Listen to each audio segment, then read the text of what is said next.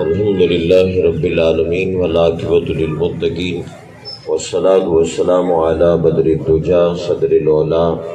نور الہدا کہف الورا مصباح الظلم وعلی آلہ واصحابہ واہل بیتہ وعترتہ وذریتہ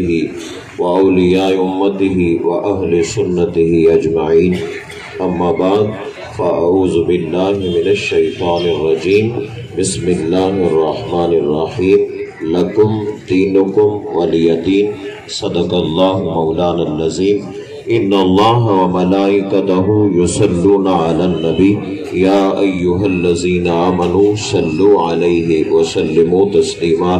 اللہم صل علی سیدنا ومولانا محمد النبی الامی وعلى آلہ وآصحابہ وبارک وسلم صلاة وسلاما علیکہ یا سیدی یا رسول اللہ وسلم علیکہ وعلى آلہ وآصحابہ یا سیدی یا حبیب اللہ۔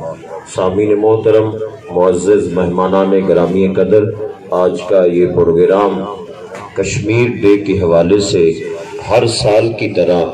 جوش خروش کے ساتھ اسی جگہ کے اوپر جیسے انتظام ہوتا ہے انعقاد پذیر ہے۔ میں اپنی طرف سے جناب اس جماعت اسلامی لیاقت پور کے امیر قاضی محمد سمیع صاحب ان کو دل کی عطا گہرائیوں سے مبارکباد پیش کرتا ہوں۔ آپ نے بڑی تمام دینی متحدہ محاذ تمام جو ہے وہ جماعتوں کو اکٹھا کر کے جو ہے وہ اس پروگرام کا انعقاد کیا ہے، اور ہمارے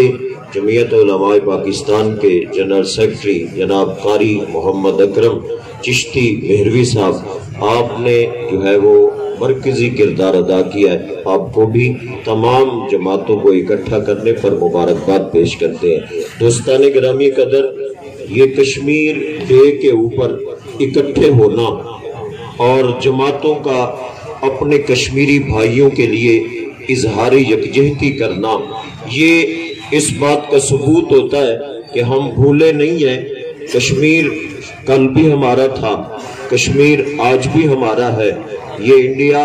اور بھارت جو ہے ناجائز قبضہ کیے ہوئے ہماری اس وادی کے اوپر، اور ہم اس ملک کے بغیر، اس حصے کے بغیر ادھورے ہیں۔ ہم ان بھائیوں کو نہیں بھولے، ہمارا ان سے رشتہ اور تعلق یہی ہے کہ وہ ہمارا وہ کلمہ پڑھتے ہیں جس کلمے کی بنیاد پہ یہ ملک ہمیں ملا تھا، وہی وہ کلمہ پڑھتے ہیں جس کے لیے رسول اللہ صلی اللہ علیہ وآلہ وسلم نے ارشاد فرمایا تھا، مومن اور مسلمان ایک دیوار کی مانند ہے، ایک اینٹ جس طرح دوسری اینٹ کو مضبوط کرتی ہے، اسی طرح مسلمان ایک دیوار کی مانند ہے، ایک ہی دیوار کی یہ اینٹیں ہیں، جب ملیں گی تو یہ مضبوط ہوں گے۔ ہم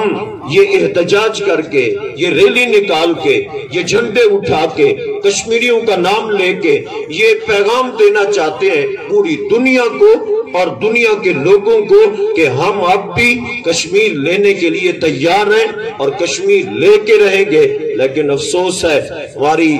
آج کی یہ جو حکومت ہے، اس کو تو چاہیے تھا کہ یہ اپوزیشن کو، سارے لوگوں کو، ساری جماعتوں کو آج کے دن اکٹھا کر کے